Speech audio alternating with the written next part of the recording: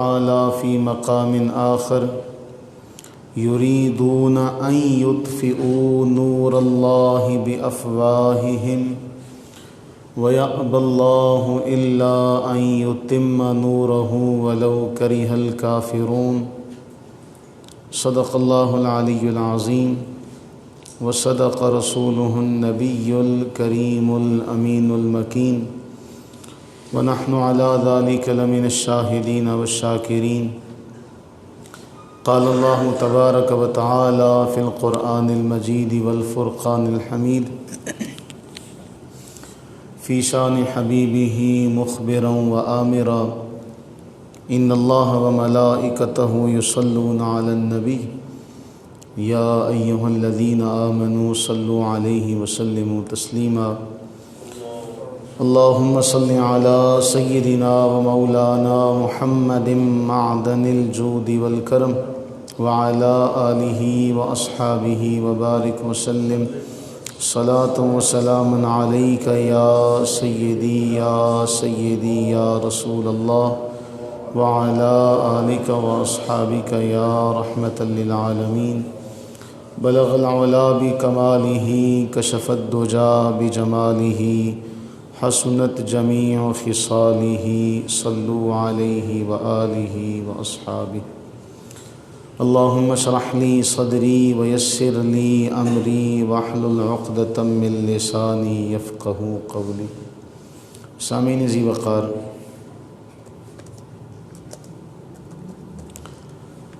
موجودہ جو حالات ہیں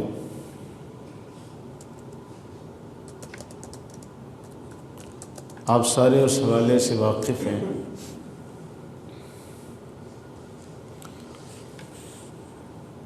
کہ کفار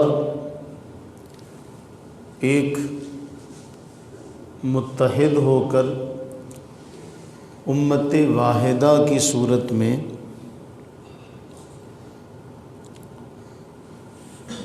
اسلام کے خلاف جو سازشیں جو تانے بانے بن رہے ہیں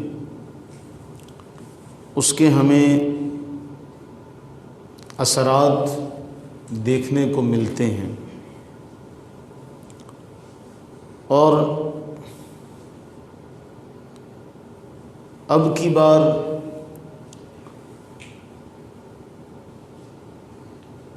ذرا پہلے سے زیادہ اپنے اندر کی جو غلاظت ہے اس کو انہوں نے ظاہر کیا. اور اگر ہم اس بات کو سمجھیں تو ہمیں یہ بات واضح طور پر معلوم ہوتی ہے کہ ان کا تو شروع دور سے یہ وتیرہ رہا، اور آغاز میں ان کی سازش جو ہے اس کا معاملہ دیکھیں اور آج کے دور میں اس کا ہم معاملہ دیکھیں، یہ کام بڑھتا چلا جا رہا ہے. پرانے وقتوں میں جب کنویں ہوا کرتے تھے، کنویں کے اندر کوئی مردار گر جاتا، کوئی جانور گر جاتا تو ان جانوروں کے جسامت کے اعتبار سے حکم دیا گیا، فقہ کی کتابوں میں موجود ہے جس کی تفصیل ساری، کہ آپ اتنے کنویں سے ڈول نکالیں تو کنواں پاک ہو جائے گا.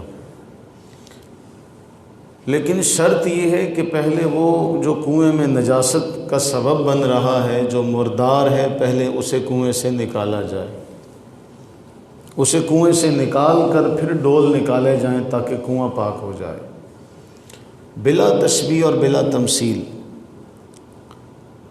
مسلمان اس دنیا میں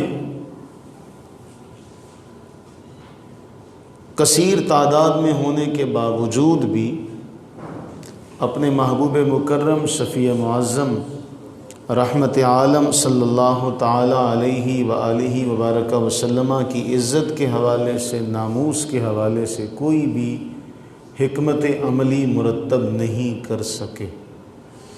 ہمیں یہ ماننا پڑے گا کہ یہ ہماری سب سے بڑی ناکامی ہے، اور شاید ہمارے زوال کے اسباب میں سے ایک بڑا سبب یہ بھی ہے۔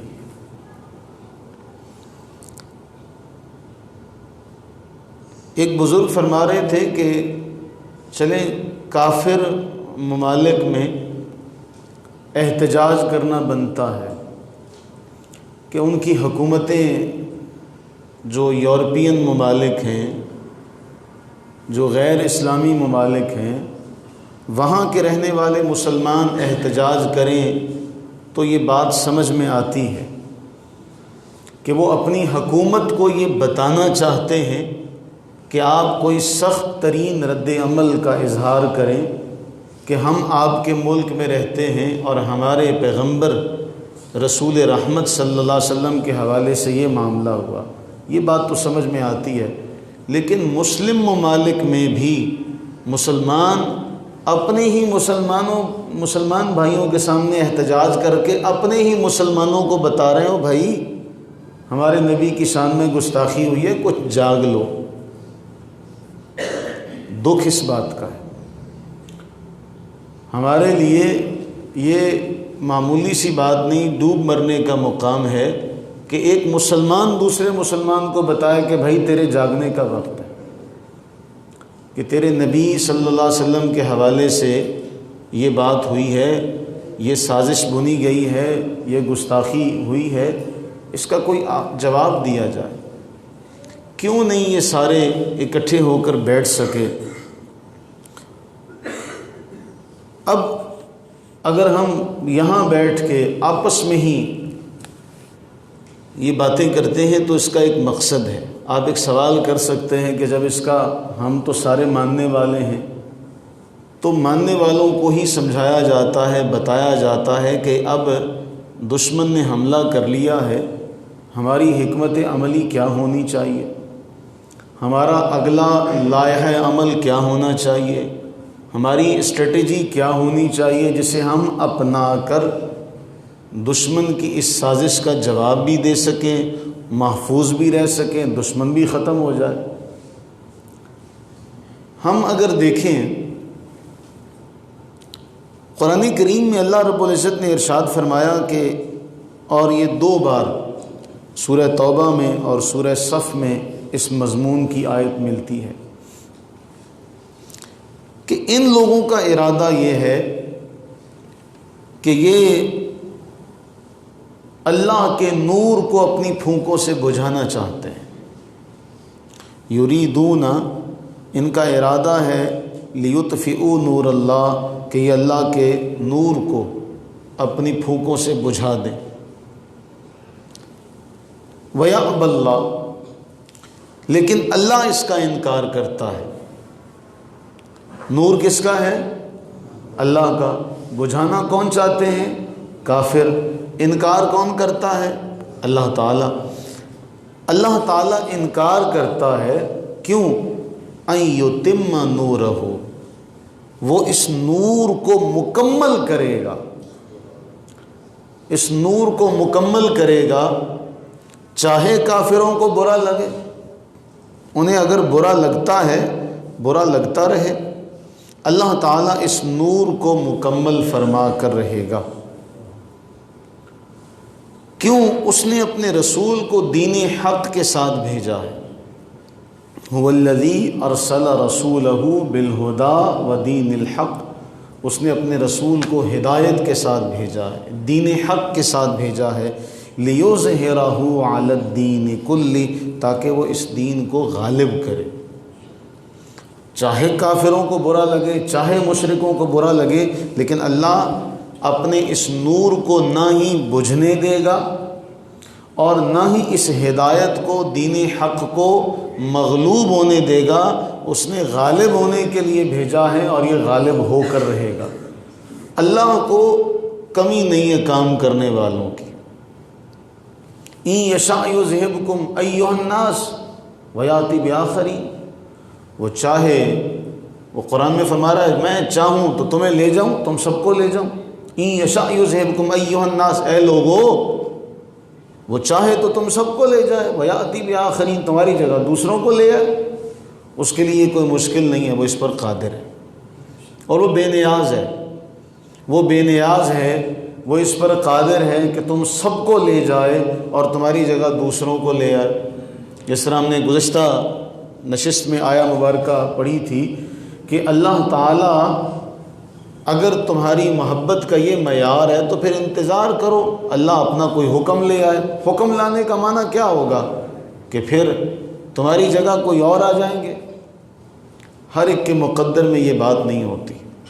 اللہ نے جسے نوازنا ہو نا، اللہ نے جسے نوازنا ہو، اللہ تعالیٰ ایسے ایسے اسباب پیدا کرتا ہے کہ انسان کی عقل دنگ رہ جاتی ہے۔ آپ اسلام میں داخل ہونے والے تمام کے تمام افراد کو دیکھیں، اللہ نے انہیں کہاں سے چلایا، ان کا ماضی دیکھیں وہ کہاں سے چلے۔ حضرت سلمان فارسی رضی اللہ تعالیٰ عنہ، حضرت ابو ذر غفاری رضی اللہ تعالیٰ عنہ، حضرت صہیب رضی اللہ تعالیٰ عنہ، حضرت بلال رضی اللہ تعالیٰ عنہ، یہ سارے کہاں کے تھے؟ یہ مکہ کے رہنے والے تو نہیں تھے، یہ مکہ کے شہری تو نہیں تھے، یہاں کی ان کی پیدائش نہیں تھی، یہاں کے جم پل نہیں تھے، باہر سے آئے تھے۔ مدینہ کے انصار کون تھے؟ یہ مکہ کے رہنے والے نہیں تھے۔ اللہ تعالیٰ جب اپنے دین کو غالب کرنے پر آئے تو اللہ کے لیے کوئی مشکل بات نہیں، وہ تو بندوں پر ذمہ داری ڈال کر بندوں کو نوازنے کا انتظام کیا ہوا ہے اس نے کہ بھئی تم اپنی بخشش کا انتظام کروا لو، ورنہ مجھے تو کسی کی ضرورت نہیں۔ بھئی جو مالک اپنے گھر کی حفاظت چھوٹے چھوٹے پرندوں کے ذریعے کر سکتا ہے، جو ابابیل بھیج کر ابرہا کے لشکر کو کعصف مأکول کھائے ہوئے بھوسے کی طرح کر سکتا ہے، تو اس کے لیے تو کوئی مشکل کام نہیں، اس کے لیے تو کوئی مشکل کام نہیں کہ دشمن کو ایسے نیست و نابود کر لے۔ پھر امت کو نوازنے کا جو معاملہ ہے، جو موقع ہے، وہ کیسے؟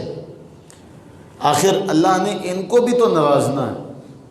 آپ اندازہ کریں موجودہ دور میں اب چونکہ سڑکیں بن چکی ہیں اور طویل ترین سفر جو ہے وہ مختصر ہو چکا ہے، پہاڑیوں کا سینہ چیر کر آپ اپنی منزل مقصود تک جا پہنچتے ہیں، سفر مختصر ہوتا جا رہا ہے، لیکن اس مختصر سفر میں بھی آپ مکہ معظمہ سے مدینہ طیبہ چلیں تو آپ کو چند گھنٹے لگتے ہیں۔ تو آپ اس دور میں، جس دور میں گھوڑوں پر سفر ہوتا تھا اور راستہ اب جہاں کا بنا ہوا ہے اسی راستے سے جانا ہے، بعض اوقات راستے میں پہاڑی آ گئی، ٹیلا آ گیا تو اس پہاڑی کے اوپر سے جانا پڑتا۔ تو آپ سمجھ سکتے ہیں اس دور کی صعوبتوں کو، مشقتوں کو۔ تو مکہ معظمہ کے اندر جہاں رسول اللہ صلی اللہ علیہ وسلم نے 40 سال گزارے تھے، 40 سال گزارے، اور اس انداز سے وہ 40 سال گزرے کہ مکہ کا ایک ایک فرد آپ کی صداقت کی گواہی دیتا ہے، آپ کی امانت کی گواہی دیتا ہے، آپ کو اپنا سب سے بڑا مانتے ہیں، سب کچھ مانتے ہیں۔ یکا یک کایا پلٹتی ہے جب آپ اللہ کے راستے پر چلتے ہیں تو آپ کی موافقت نہیں ہوتی، آپ کی مخالفت ہوتی ہے۔ ہمیں سمجھنے کی ضرورت ہے۔ میں بہت ساری باتیں اس موضوع میں سمیٹنے کی کوشش کروں گا ساتھ ساتھ، تاکہ وہ بھی ساتھ ساتھ جو ہے ابہام دور ہوتا چلا جائے۔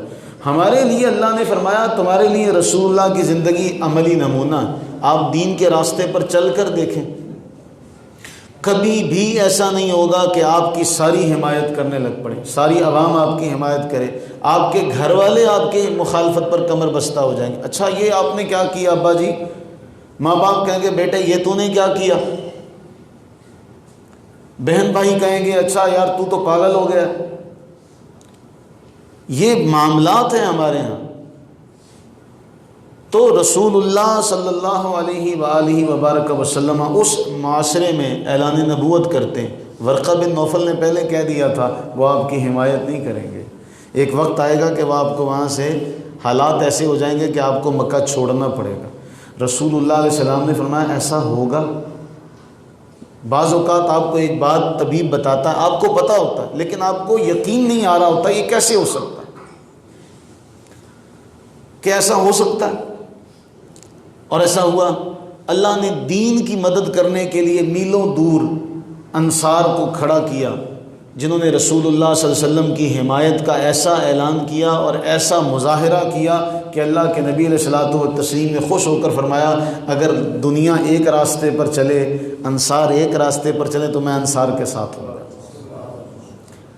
پھر جب مکہ فتح ہو جاتا ہے، محبتیں صرف سمیٹی نہیں جاتی، محبتیں بانٹی بھی جاتی۔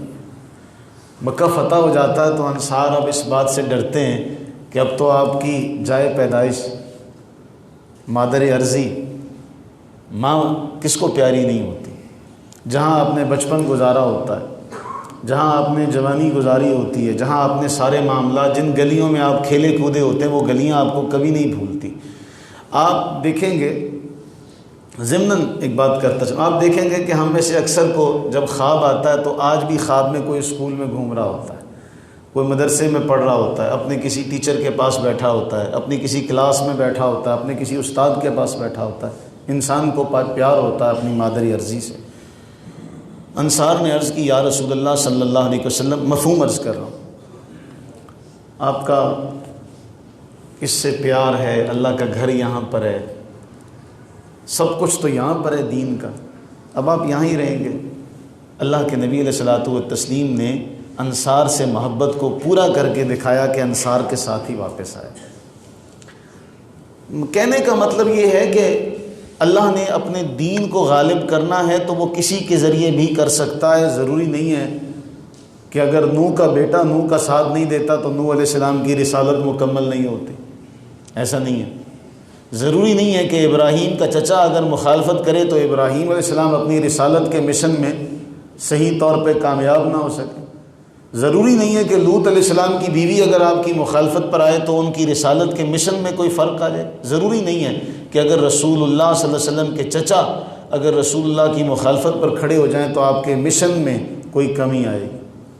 ہمیں بتانے کے لیے، سیکھنے کے لیے سبق میں بہت کچھ ہے۔ کہنے کا مقصد یہ ہے کہ اللہ تعالیٰ اپنے دین کے حوالے سے کسی کو بھی چن سکتا ہے، کہیں سے بھی لا سکتا ہے، اور جب اس کو لائے گا پھر اس کو وہ مقام عطا کرے گا کہ پھر وہ جو اصلی ہوں گے نا رہنے والے، وہ کہیں گے ہم کاش بات کو مان لیتے۔ جب بلال رضی اللہ تعالیٰ عنہ فتح مکہ کے موقع پر اذان دینے لگے نا تو اس دور کے کافر کہنے لگے اب یہ وقت بھی ہم پہ آنا تھا۔ نواز دیا نا اللہ نے۔ کل تک کفار مکہ جو جس کو جی چاہتا حرم میں آنے دیتے، اور ایسے ایسے انہوں نے پابندیاں لگائی ہوئی تھی کہ جو آئے گا یہاں پہ کپڑے اپنے سب اتار دے گا، ہم اس کو کپڑے دیں گے تو پہنے گا، ورنہ بغیر کپڑوں کے طواف کرے گا۔ ہم اللہ کے خاص ہیں، یہ اللہ کے خاص نہیں ہیں۔ دروازہ اونچا رکھ دیا، ہم جس کو چاہیں گے گھر میں جانے دیں گے۔ پھر انہی اکڑی ہوئی گردن، انہی سربراہ انہی متکبر، انہی غرور کے پتلوں کے سامنے جب بلال حبشی رضی اللہ تعالیٰ عنہ نے اللہ اکبر کا نعرہ بلند کیا، اور اللہ کو تو اس قدر اپنے محبوب کی غلاموں سے پیار ہے، میں صرف اشارہ کرتے ہوئے بات آگے لے کر چلوں گا۔ اللہ کو تو اس قدر پیار ہے کہ اللہ تعالیٰ کے محبوب کریم علیہ الصلوۃ والتسلیم کی بارگاہ میں بڑے بڑے مالدار لوگ بیٹھے، بڑے بڑے مالدار بیٹھے۔ بڑے بڑے مالداروں میں اب رسول اللہ علیہ السلام کی خواہش یہ ہے کہ یہ بڑے لوگ ہیں، کیونکہ لوگ بڑے لوگوں کے پیچھے چلتے ہیں۔ ہمارا المیہ یہ ہے کہ آج آپ دیکھیں سیاسی قائدین کے پیچھے تو ہمارے گھروں میں لڑائیاں ہوتی ہیں، ہو سکتی ہیں، ہو بھی رہی ہیں، لیکن اگر نہیں ہو رہی مخالفت تو مذہبی معاملات میں ہمارے ہاں کلچر نہیں آج تک پیدا ہو سکا کہ مذہب کے اوپر بھی ہم اتنی ہی اخلاص اور خلوص کا مظاہرہ کریں۔ کیا وجہ ہے کہ آج اپنے قائد کے لیے لوگ گالیاں بھی دیتے ہیں، باہر بھی نکلتے ہیں، گھنٹوں باہر کھڑے بھی ہوتے ہیں، دھرنوں میں بھی جاتے ہیں، جلسوں میں بھی جاتے ہیں، پیٹرول بھی ضائع کرتے ہیں، ایندھن بھی، پیسے بھی، وقت بھی، جس کا کوئی اجر اگلے جہان میں نہیں، رتی برابر بھی نہیں، کروڑواں حصہ بھی نہیں۔ لیکن جس نے سب کچھ دینا ہے اس کے لیے کوئی ایمان والا غیرت ایمانی کا مظاہرہ کرتا نظر نہیں آتا۔ کیوں؟ یہ وجہ ہے کہ ہماری دینی ذمہ داری جو تھی ہم نے اس کو صحیح طور پر ادا نہیں کیا۔ ہمیں یہ تو پتہ ہے کہ کس کس سیاستدان نے کیا کیا خدمات سر انجام دی، ہمیں یہ نہیں پتہ نبی نے ہم پر کیا کیا احسان کیے۔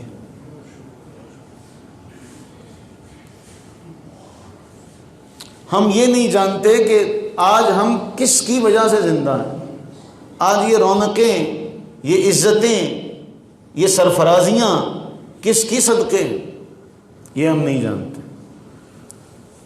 تو اللہ تعالیٰ اس دین کو غالب کر کے رہے گا، اس نے اپنے لا ریب کلام میں کہا۔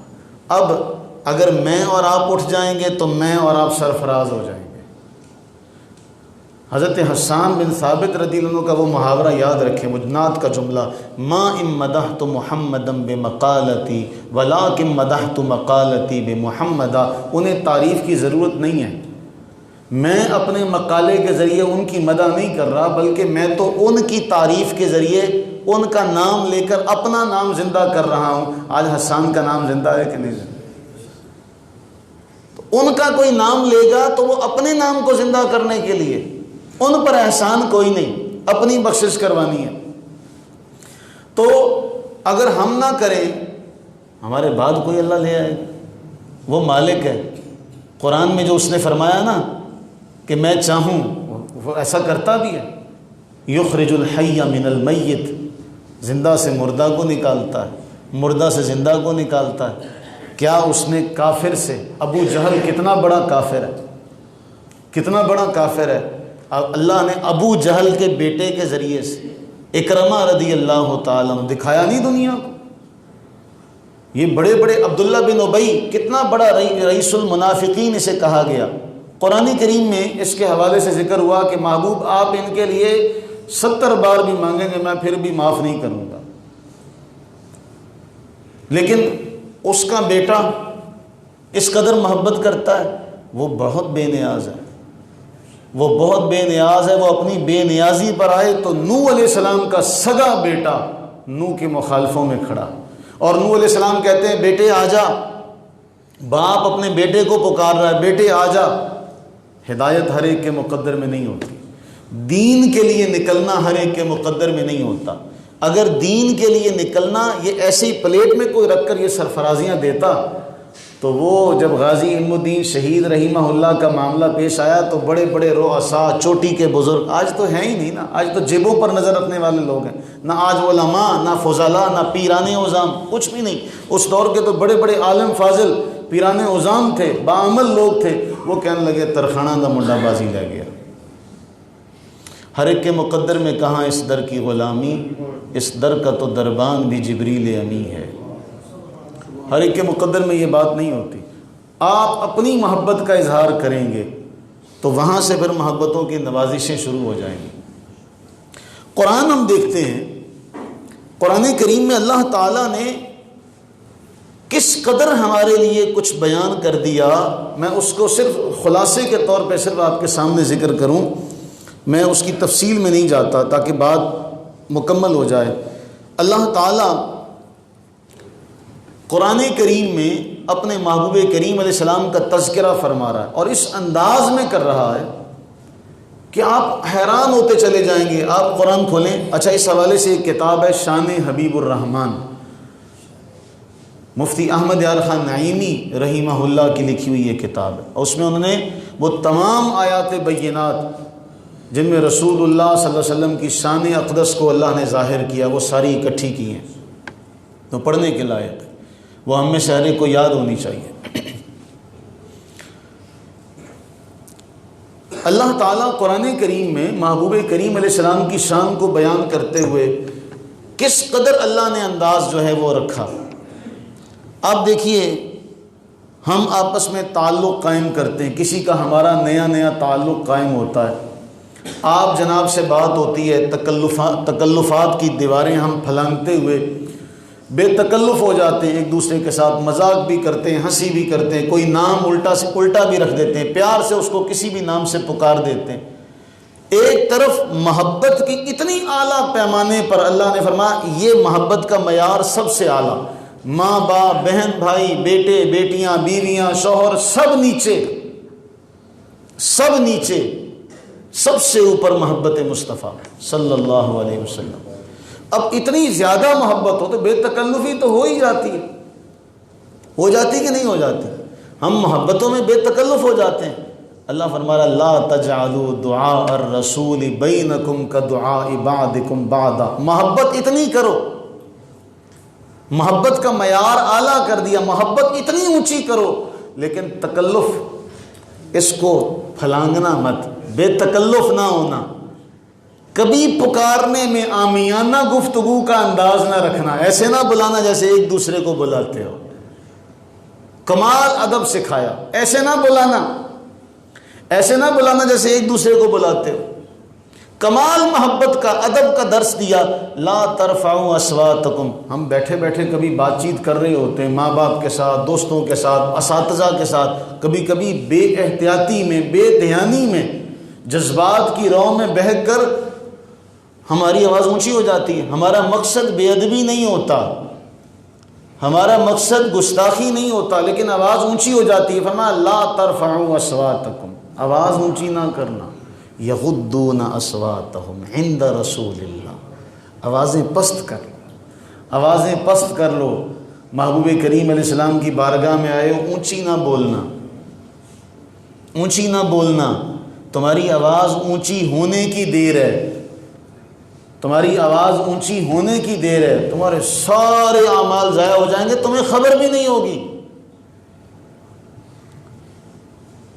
تمہیں خبر بھی نہیں ہوگی، تمہیں پتہ بھی نہیں چلے گا، تم نے اپنے تئیں بہت نیکیاں کما کر رکھی ہوئی ہیں، نہ آگے بڑھنا، نہ آواز اونچی کرنا، نہ عامیانہ انداز اختیار کرنا۔ پھر جب حاکم بنانے کا درس دیا تو فرمایا محبوب تیرے رب ہونے کی قسم،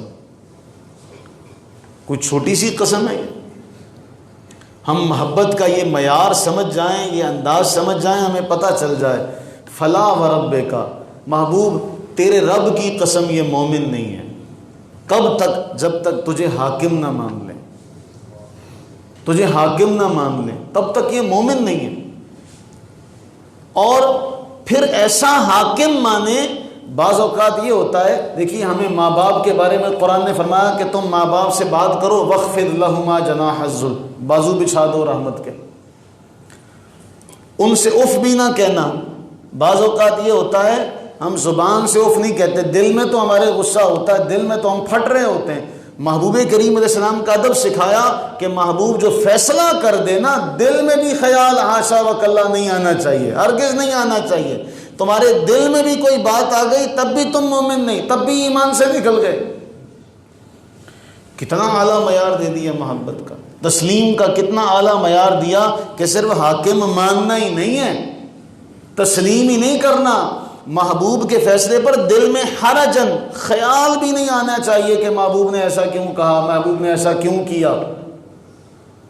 یہ محبت کا معیار سکھایا تھا نا، تبھی تو صحابہ گزرتے گزرتے سر نیچے کر لیا، یاد ہے؟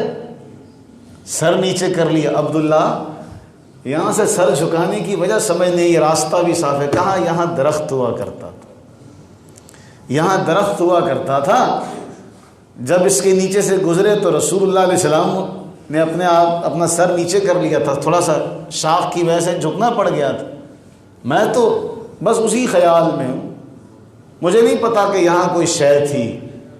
ڈاکٹر عبدو یمانی نے لکھا خالی جگہ اونٹ گھماتے ہیں، خالی جگہ، کہا جب رسول اللہ علیہ السلام نے گھمایا تھا، آج کے دور کا کوئی مرزا پلمبر ہوتا وہ کہتا جی رسول اللہ نے یہ حکم تو نہیں دیا۔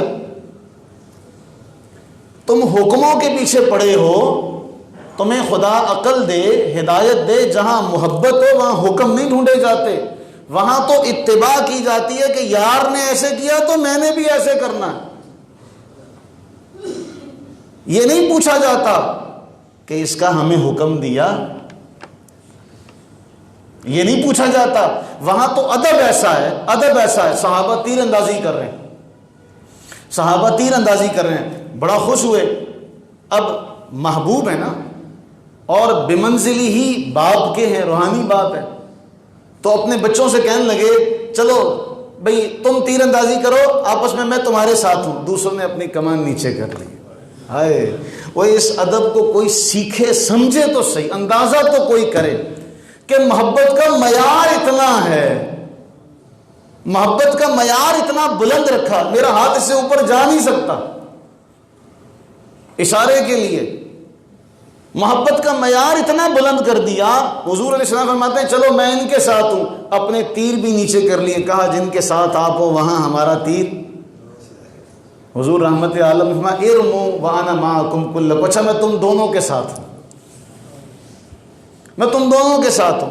محبت کا معیار یہ رکھا, فرمایا اچھا چلو بھائی بنی قریظہ محلے کا نام ہے, فلاں جگہ پہ پہنچ کے نا عصر کی نماز تم نے لا یصلین العصر الا فی بنی قریظہ, عصر کی نماز وہاں پہنچ کے پڑھنی ہے.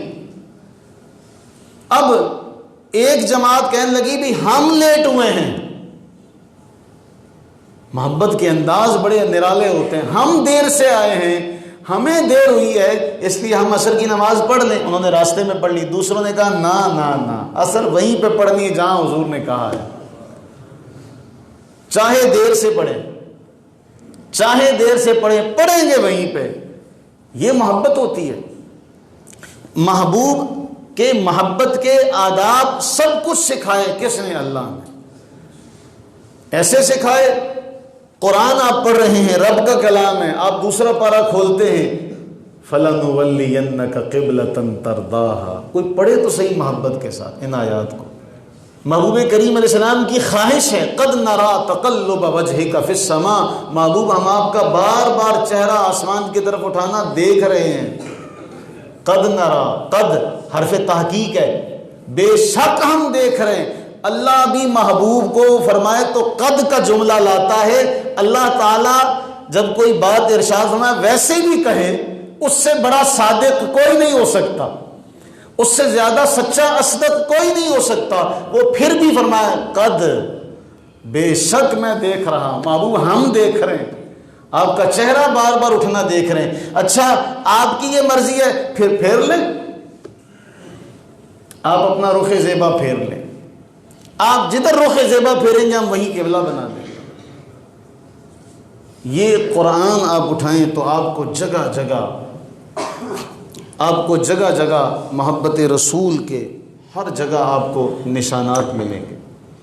آج ضرورت ہے ہماری نئی نسل کو بتانے کی, ہماری نئی نسل کو سمجھانے کی کہ ہمیں آج کس طریقے سے کیا ہمیں معاملات اختیار کرنے چاہیے.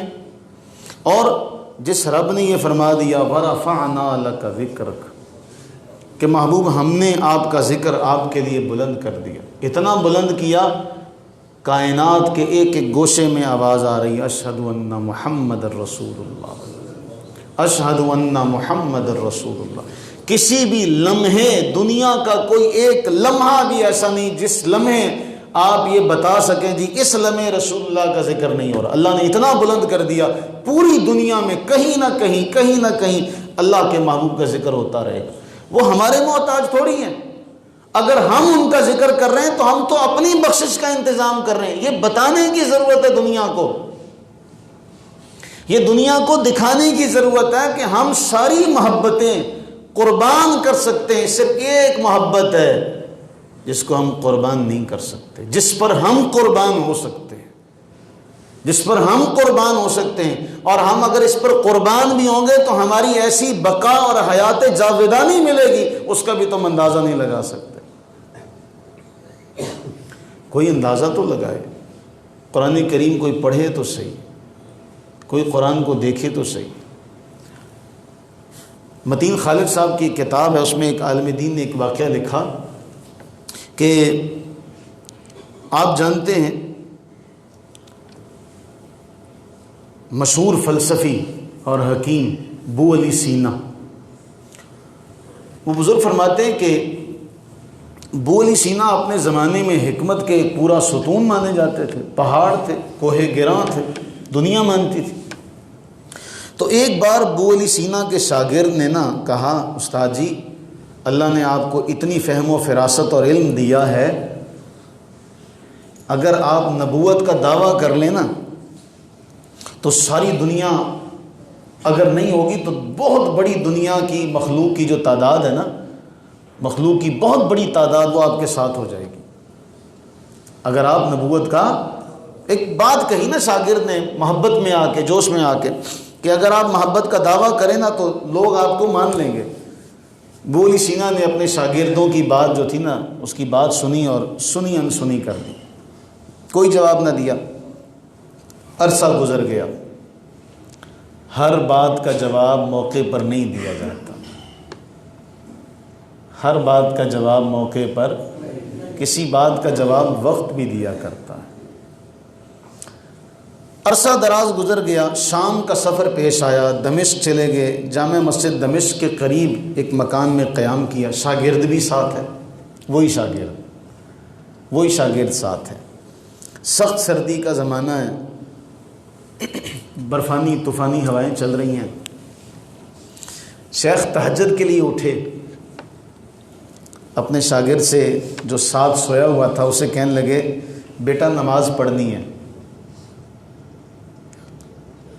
وضو کرنا ہے، پانی گرم کر دو، پانی گرم کر دو۔ شاگرد سے استاد کہہ رہا ہے کہ وضو کرنا ہے، پانی گرم کر دو تاکہ میں وضو کر کے نماز ادا کر لوں۔ یار بیٹھے وہ یہاں پہ آداب کا بندہ خیال کرتا ہے۔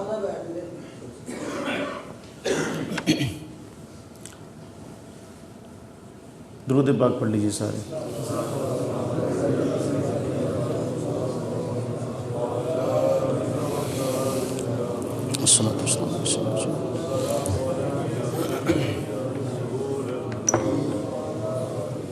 بندہ کہاں پہنچا ہوتا ہے، کہاں آ جاتا ہے۔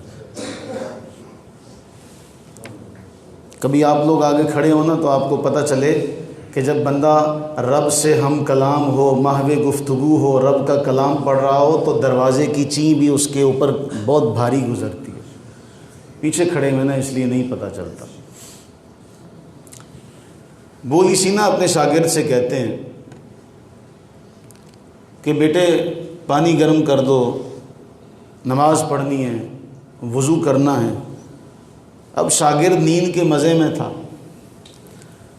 لحاف لیا ہوا تھا، وہ بھی آج کے مرزا انجینئر کی طرح تھا نا کہ کون سا حکم دیا ہے اس کا اللہ نے۔ ہمارے نوجوان طبقہ بڑا اس کا متاثر ہے کہ جی، اور یہ بڑا شوشہ آج کل اٹھا ہوا ہے، شوشہ آج کل یہ اٹھا جی صرف فرض پڑھو، صرف فرض پڑھو، کسی سنت کے پڑھنے کی ضرورت نہیں ہے۔ وہ ہم تو ہیں ہی محتاج،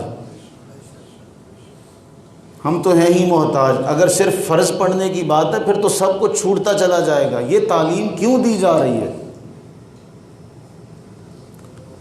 اسی تعلیم کا نتیجہ ہے کہ آج کے دور میں، پچھلے ادوار میں آپ دیکھ لیں، ہمارے دادا دادی نانا نانی کا جو بزرگ تھا، آپ بڑوں کا جو آپ کا جو بچپن تھا، اس زمانے میں بابے مسجدیں آباد تھی۔ کیوں کہا گیا تھا اٹھ فریدا ستیا تے میلہ ویکھن جا، جے کوئی بخشیا مل جاوے تے تو ہی بخشیا جا۔ وہ میلہ کیا تھا؟ وہ شاگرد نے کہا شیخ جی کون سا فرض واجب ہے، سو جائیں۔ سمجھے؟ اللہ جی کون سا کوئی فرض واجب ہے، نفلی عبادت ہے، سردی بہت زیادہ ہے، سو جائیں، نہ بھی پڑھیں تو کیا حرج ہے۔ شیخ خاموش ہو گئے۔ کچھ ہی دیر گزری تھی، دمشق کے میناروں سے اذان کی آواز آئی، اشہد ان محمد الرسول اللہ،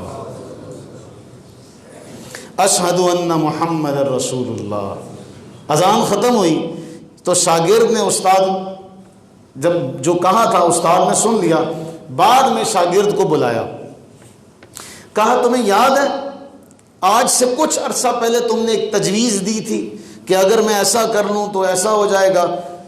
آج میں اس کا جواب دیتا ہوں، آج میں اس کا جواب دیتا ہوں۔ بتاؤ اگر میں نبوت کا دعویٰ کرتا تو سب سے پہلے جو میری تصدیق کرنے والا تھا وہ تو ہی تھا،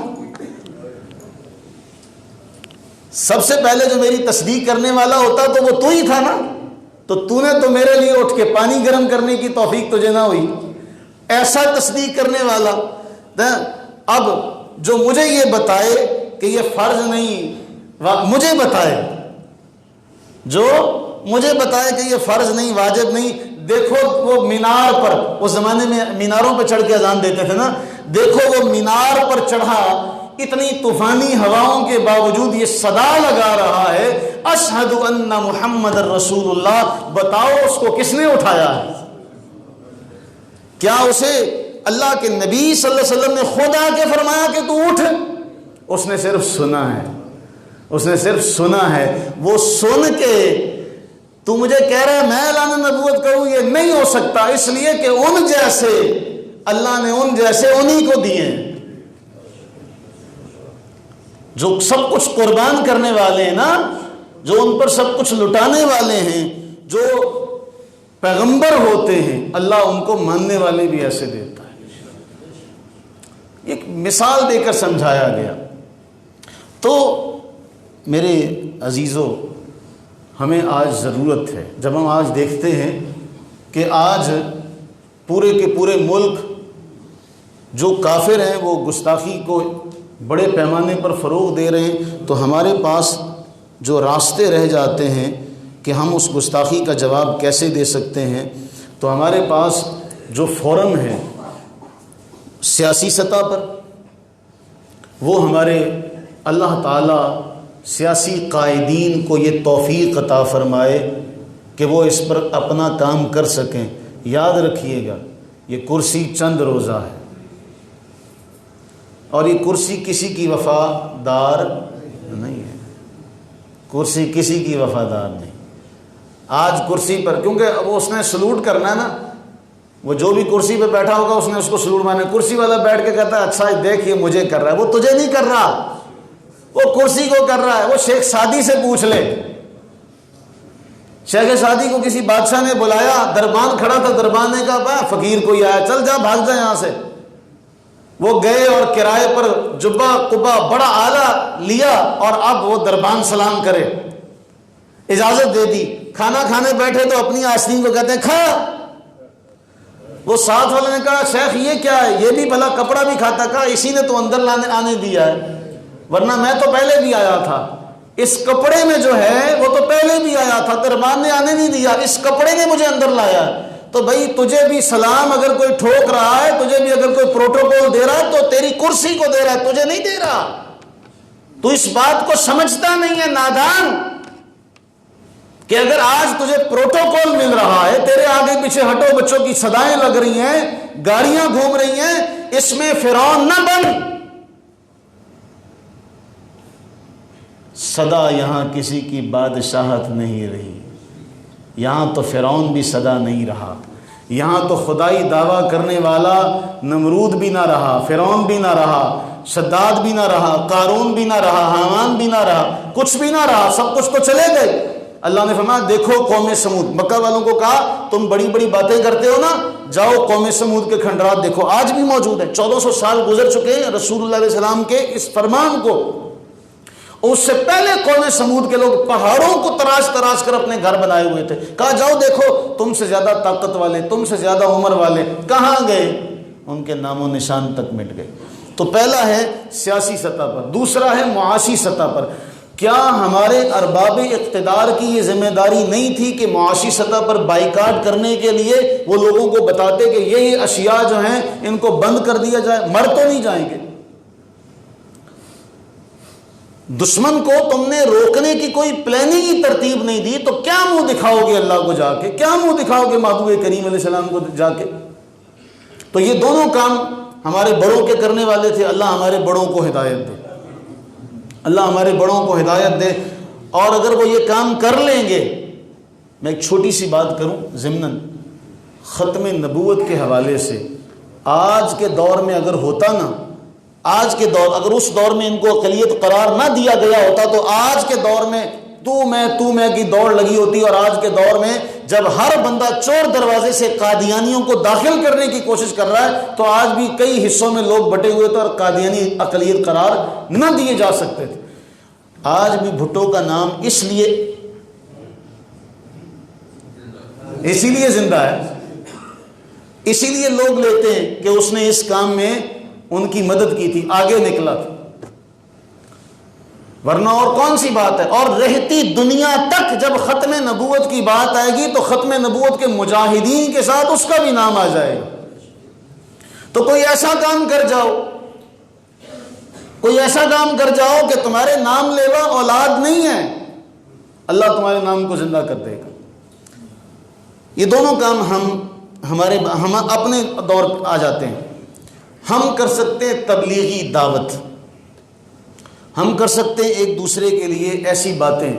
آپ جتنے بھی بچے، جتنے بھی نوجوان طبقہ، میں نے پچھلے جمعے بھی کہا تھا، اس سے پچھلے جمعے بھی کہا تھا اگر یاد ہو، کہ ہمارے پاس فیس بک ہے، ٹک ٹاک ہے، ہم انہیں دنیا کے لیے کیوں استعمال کرتے ہیں؟ کیا یہ جو ہمارے پاس شیطانی آلہ ہے کہ نہیں ہے؟ یہ جو شیطانی آلہ ہے، کیا اس کو صرف ہم نے دنیا داری کے لیے استعمال کرنا؟ کیا آج کے دور میں ہم سارے اس چھوٹے سے آلے کے ذریعے سے، کیا ہمارے جو مجاہدین ہیں، ہمارے جو لوگ بیان کرنے، بڑے بڑے علماء ہیں، بڑے بڑے علماء، ان کے چوٹی کے علماء، ان کا نام بندہ ایک نشست میں تو کیا بیٹھ لکھنے لگے تو نشست ختم ہو جائے گی، نام مکمل نہیں ہوں گے. اتنے اللہ نے مجاہدین پیدا کیے ہوئے ہیں.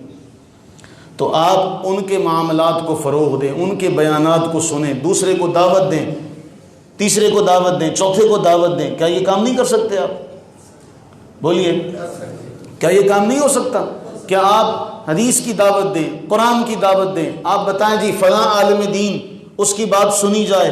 آپ اگر کسی دوست کے ساتھ بیٹھیں تو اس دوست کو باقی باتوں کے ساتھ یہ بات بھی بتائیں، یہ بھی اسے بتائیں کہ میرے بھائی یہ بھی سن لے، یہ بھی تیرے کام کی بات ہے. تو دنیا کے سارے کام کر، لیکن یہ بھی تیرے کام کی بات ہے، اس لیے کہ آپ جس جگہ پر بھی چلے جائیں ہیں تو ہماری پہچان مسلمانی. تو جو یار کی بات کرے وہ ہمارا امام ہے، جو محبوب کی بات کرے، جو جانے جانا کی بات کرے، جو جانے دو عالم کی بات کرے، وہ ہمارے سر کا امام ہے. وہ کوئی کیوں نہ ہو، وہ کوئی کیوں نہ ہو. کیوں؟ جو ان کا ہو گیا ہم اس کے قدموں میں بچھ گئے. ہمیں تو اس بات سے غرض ہے کہ جو ان کی بات سنائے گا ہم اس کے بے دام غلام. تو یہ کام ہم کر سکتے ہیں.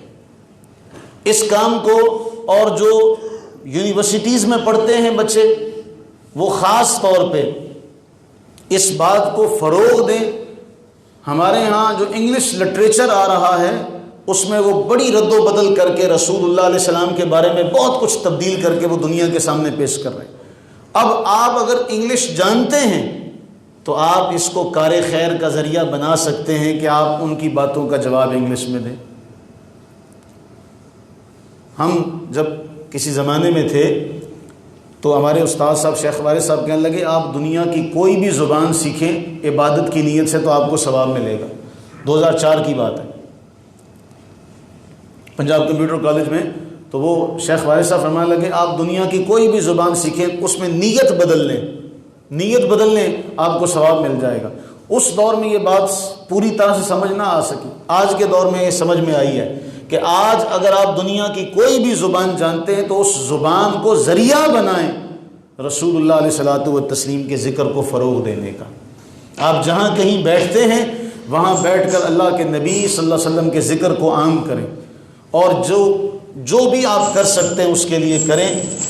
اور اس کے کرنے کا پھر جو اجر ملے گا وہ نہ لفظوں میں بیاں ہو سکتا ہے، نہ سکھایا جا سکتا ہے، نہ سمجھایا جا سکتا ہے، نہ بتایا جا سکتا ہے. کیوں بھئی ایسا ہی کہ نہیں ایسا؟ ان کے لیے جو کچھ کرے گا، ان کے لیے آپ نے ایک بھی اگر انگلی مار دی نا، کلک کر دیا، تو وہ آپ کے لیے وہی صدقہ جاریہ بن جائے گا. کیوں؟ ہم نے مر جانا ہے، لیکن وہ جب ہم مر جائیں گے تو کیا ہمارے مرنے کے بعد جو ہمارا فیس بک اکاؤنٹ ہے یا ہمارا جو سوشل میڈیا کا اکاؤنٹ ہے، کیا وہ اپنے آپ بند ہو جائے گا؟ وہ تو چلتا رہے گا نا. اور جس گناہ کی چیز کو ہم نے شیئر کیا ہوگا اس کو جتنے لوگ بھی شیئر کریں گے، جتنے لوگ بھی دیکھیں گے، ہم اس دنیا سے چاہ کر بھی، اس دنیا سے جا کر بھی اگلے جہان میں ہمارے عذاب میں اضافہ ہوتا جائے گا، ہمارے عذاب میں اضافہ ہوتا چلا جائے گا. اور اگر کوئی اچھا کام کیا ہوگا ہم مر بھی جائیں گے تو صدقہ جاریہ ہی ہے نا، وہ بڑھتا ہی جائے گا، بڑھتا ہی جائے گا. تو کوئی ایسا کام کر جائیں جس سے اگلے جہان میں ہماری بخشش کا ذریعہ ہو جائے. میں بس یہی کہہ سکتا ہوں. اللہ سے دعا کریں کہ باری تعالی ہم تمام کو یہ توفیق و ہمت عطا فرمائے کہ ہم محبوب